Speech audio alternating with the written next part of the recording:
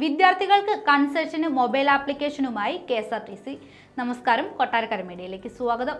ഈ അധ്യയന വർഷം മുതൽ വിദ്യാർത്ഥി കൺസെഷൻ മൊബൈൽ ആപ്ലിക്കേഷനിലേക്ക് മാറ്റി KSRTC. 2024-25 അധ്യയന വർഷം മുതൽ KSRTC ബസ്സുകളിലെ വിദ്യാർത്ഥി കൺസെഷൻ ഓൺലൈനിലേക്ക് മാറിയിരിക്കുകയാണ്. KSRTC യൂണിറ്റുകളിൽ നേരിട്ടെത്തി രജിസ്ട്രേഷൻ നടപടികൾ പൂർത്തിയാക്കുന്നതിലുള്ള തിരക്കും കാലതാമസവും ഒഴിവാക്കുന്നതിന് വേണ്ടിയാണ് രജിസ്ട്രേഷൻ KSRTC ഓൺലൈനിലേക്ക് മാറ്റിയത്. 3 മാസമാണ് സ്റ്റുഡൻസ് കൺസെഷന്റെ കാലാവധി. വേഗാതെ തന്നെ KSRTC സ്റ്റുഡൻസ് കൺസെഷനും RFID സംവിധാനത്തിലേക്ക് മാറുകയാണ്. ഗതാഗത മന്ത്രിയുടെ വാക്കുകളിലേക്ക്.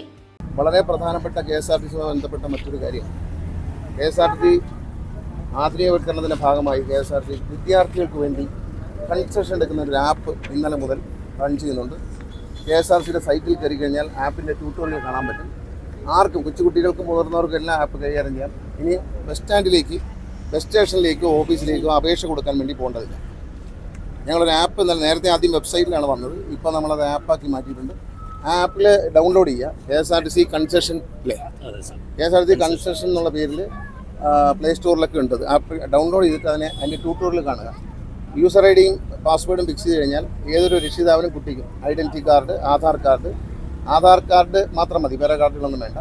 പിന്നെ കുട്ടിയുടെ ഫോട്ടോ, ഏത് റൂട്ടിലാണ് പോകേണ്ടതെന്നെല്ലാം കൊടുക്കുക. അതിനപ്പോൾ കണ്ട് വരുമ്പോൾ നിങ്ങൾക്ക് മനസ്സിലാവും. ട്യൂട്ടോറിയൽ കാണുമ്പോൾ തന്നെ മനസ്സിലാവും.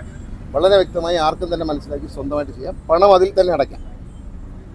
റിസൾട്ടായിട്ടും ഒരു മെസ്സേജ് വരും, ഇന്ന ദിവസം ഇന്ന ഡിപ്പോയിൽ വന്ന് നിങ്ങളുടെ കൺസെഷൻ കളക്ട് ചെയ്യാമെന്ന് പറയും.